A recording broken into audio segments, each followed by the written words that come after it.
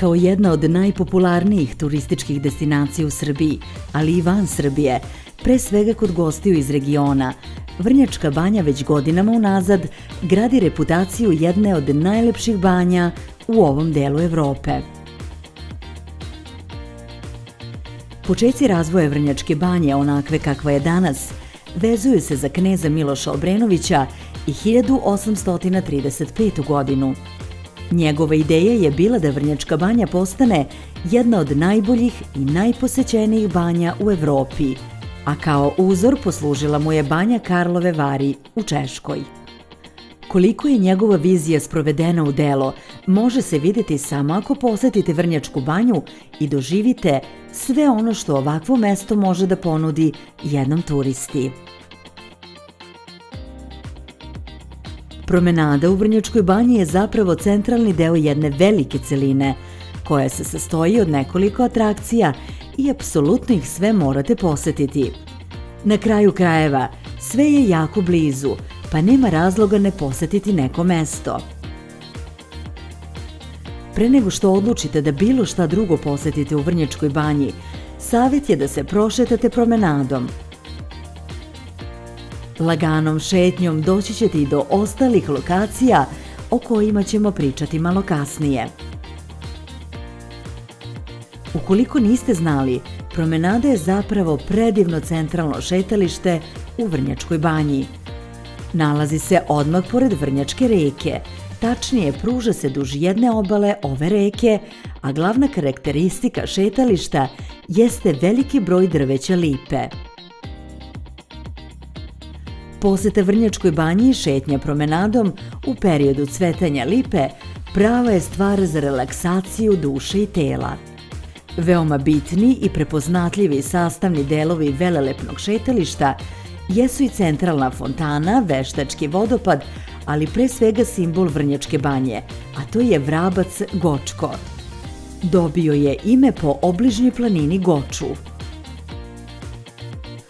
Osim centralnog šetališta, značajno mesto u centralnom delu Vrnjačke Banje zauzima i fantastični i pažljivo negovani Vrnjački park. Uređenje i temelji današnjeg izgleda ovog parka postavljene su još u drugoj polovini 19. veka, a parkom dominira francuski stil baroka.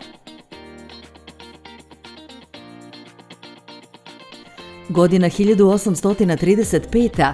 smatra se početkom uređenja banje i njene transformacije u jednu od najboljih i najlepših banja u ovom delu Evrope. Tada je na inicijativu kneza Miloša Obrenovića počela da se rađa Vrnjačka Banja kao lečilište, mesto za odmor i uživanje. Kada je reč o Vrnjačkom parku, njegovo uređenje traje u kontinuitetu, a početkom se smatra 1888. godina. Svoj trag u parku ostavile su mnoge generacije, domaće i strane arhitekte i baštovani, koji su se uvek trudili da park izglede impresivno i da privlači veliki broj posetilaca i gostiju Vrnjačke Banje. Važno je istaći da poseta Vrnjačkoj Banji nikako ne može biti potpuna bez posete Vrnjačkom parku. Ovim parkom šetali su brojni gosti, a neki od najpoznatijih su Desanka Maksimović, Danilo Bata Stojković, Maksim Gorki, Dragan Nikolić i Ivo Andrić. Iako relativno mladi, nedavno uređeni deo, japanski park je brzo stekao reputaciju jednog od omiljenih mesta u Vrnjačkoj Banji. Nalazi se u nastavku velikog Vrnjačkog parka, a u pravcu prema izvoru Snežnik. Japanski vrt je uređen relativno skoro, 2011. godine.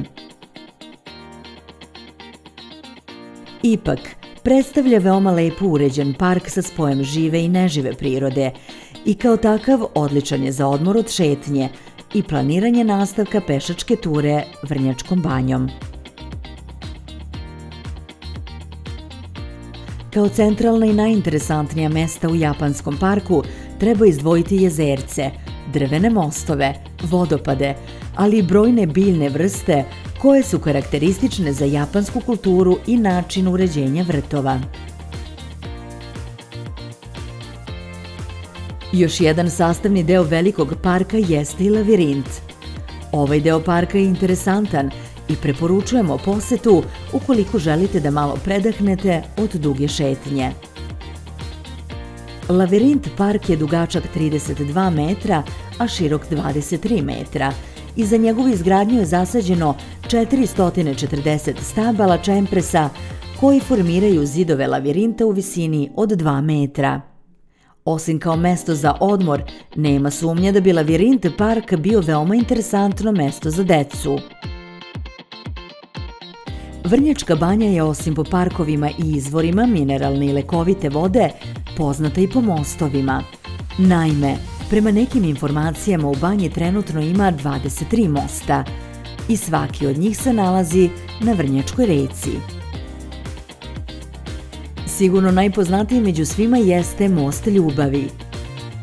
Ovaj most predstavlja mesto gde zaljubljeni danas mogu da kupe katanac, napišu svoja imena na njemu, zaključaju ga na ogradi mosta i potom bace ključ u reku. Ovaj simboličan čin predstavlja večno vezivanje dvoje zaljubljenih, a interesantno je da se za ovaj most vezuje i priča o dvoje zaljubljenih, učiteljici Nadi i mladom oficiru Relji. Naime, u periodu pre Velikog rata njih dvoje su bili jako zaljubljeni, ali početak rata ih je razdvojio i prekinuo njihovu ljubav. Epilog cele priče je tužan jer Nada na kraju umire od tuge, dok sudbina oficira Relje nije poznata. Ipak, ova priča bi bila gotovo zaboravljena da nije bilo lokalnog stanovništva koji su je ispričali velikoj srpskoj pesnikinji Desanki Maksimović, a ona na osnovu priča napisala pesmu Molitva za ljubav. Mnogo pre nego što je banja postala banja, ljudi su otkrili izvore mineralne vode i njihova lekovita dejstva. U Vrnjačkoj banji ima ih ukupno 7. Verovatno najpoznatiji među 7 veličanstvenih jeste izvor Topla voda, poznati kao Rimski izvor. U pešačkom delu Vrnjačke banje možete se provozati fijakerom ili vozićem. Ova dva prevozna sredstva su takođe simboli Vrnjačke banje i zaista je retkost da je neko posetio Vrnjačku banju, a da nije čuo za mogućnost vožnje vozićem ili fijakerom. Obavezno posetite ovu kraljicu banja u Srbiji, Vrnjačku banju. Ne zaboravite da lajkujete. Napišite mi u komentarima šta biste voljeli da vidite u sledećem videu. I naravno, subscribeujte. Vidimo se. Ostanite uz moj YouTube kanal.